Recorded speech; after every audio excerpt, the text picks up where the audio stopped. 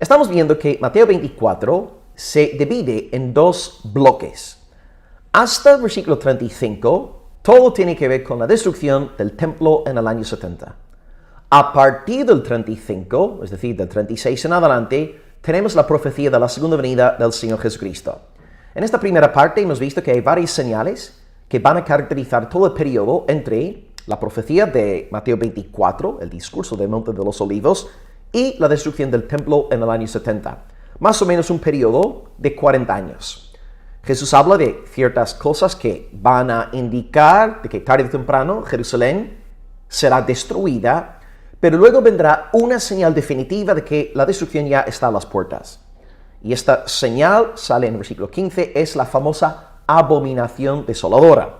A saber, la presencia de ejércitos gentiles rodeando, sitiando la santa ciudad. Aquella profecía se cumplió en el año 66, cuando llegaron los romanos, y luego se desató una terrible persecución, una gran tribulación entre abril del año 70 y septiembre también del año 70.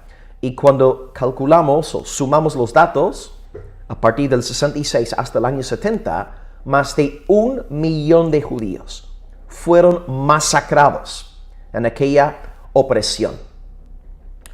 Gracias al Señor, el pueblo cristiano abandonó la santa ciudad al ver la llegada de las tropas romanas en el año 66. La iglesia hizo caso a la profecía del Señor, que había sido compartida casi unos 40 años antes.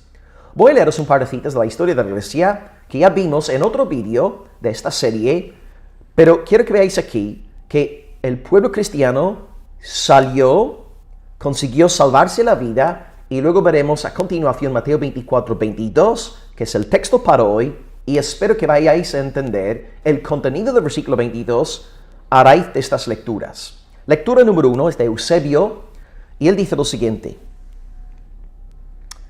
La gente de la iglesia de Jerusalén recibió la orden por medio de un oráculo divino, dado por revelación, antes de la guerra, a quienes en la ciudad eran dignos de ello, que se fueran de Jerusalén y habitasen en una de las ciudades de Perea que ellos llamaron Pela. Entonces aquí, en su libro, Historia Eclesiástica, Eusebio nos dice que la iglesia de Dios recibió algún tipo de oráculo divino, por una palabra profética, alguien recordando a los hermanos lo profetizado por el Señor Jesús en Mateo 24, y la iglesia al recibir la palabra y al fijarse en la llegada de las tropas romanas, la iglesia llegó a la conclusión de que 2 más 2 son 4, hay que salir corriendo. Cristo profetizó sobre este suceso, es la abominación desoladora.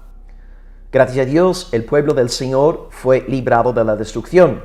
Ni un solo cristiano pereció en aquella guerra.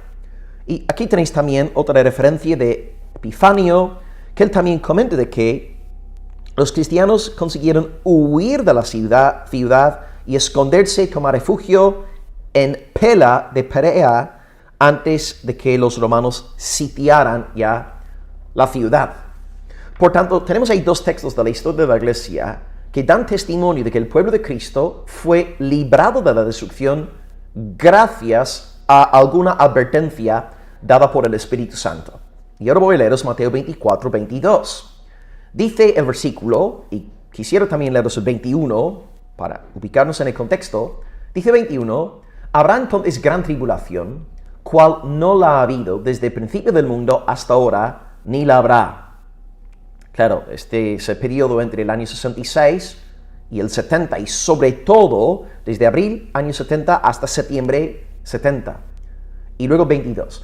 Y si aquellos días no fuesen acortados, nadie sería salvo. Es decir, los romanos, si no fuera por la gracia común de Dios, todos los israelitas serían eliminados, ejecutados, masacrados.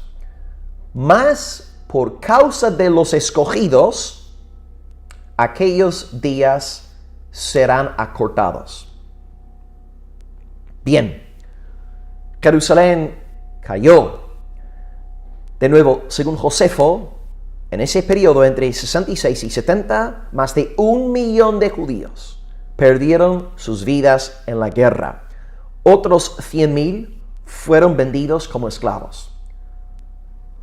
Dios podría haber permitido que los romanos siguiesen masacrando a los israelitas en diversos pueblos cercanos a Jerusalén, pero Él puso fin a la guerra en septiembre del año 70. Y Cristo dice que Dios puso fin a aquella guerra por causa de los escogidos. ¿Quiénes son los escogidos? El pueblo de Cristo, el pueblo de Dios, el verdadero Israel. Aquellos que tienen el corazón y no la carne circuncidado. El verdadero israelita es aquel que cree que Jesús es el Cristo. Porque al creer en Jesús nos convertimos automáticamente en hijos de Abraham. Hijos según la promesa. Aleluya. Amén. Por amor, pues, al pueblo de Dios que estaba ahí en Pela de Perea, Dios puso fin a aquella guerra. Y a lo mejor también podemos pensar que entre algunos sobrevivientes ahí en Jerusalén, a lo mejor algunos de ellos iban a convertirse en miembros de la iglesia cristiana en el futuro, y por tanto, por amor a ellos, Dios también puso fin a la guerra. De nuevo, el versículo 22 tiene que ver con lo que sucedió, lo que se desencadenó en el primer siglo. No podemos aplicar Mateo 24, versículo 22 a nuestros días. Cuando leemos la palabra en su contexto, entendiendo que hasta el versículo 35 Jesús está hablando de la destrucción del templo, todo cobra sentido. Por tanto, el versículo 22 se entiende de la siguiente manera. Dios, según el texto, si no fuesen aquellos días acortados, nadie sería salvo, mas por causa de los escogidos, Dios acortó aquellos días. Dios, pues, estaba pensando en su amado pueblo, porque bien sabía Él que si no hubiese puesto límites a la destrucción romana, que también los soldados habrían entrado en Pela, ejecutando, masacrando, asesinando a todos los miembros de la iglesia de Cristo ahí.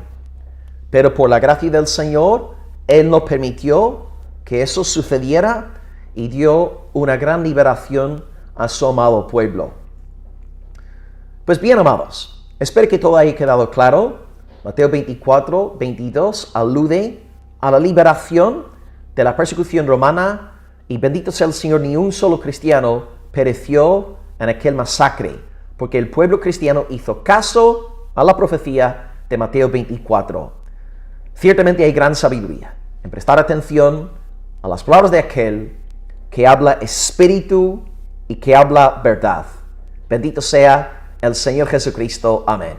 Os mando un abrazo desde María en el amor de Cristo. Acabamos diciendo como siempre, Soli Deo Gloria. Aleluya. Amén.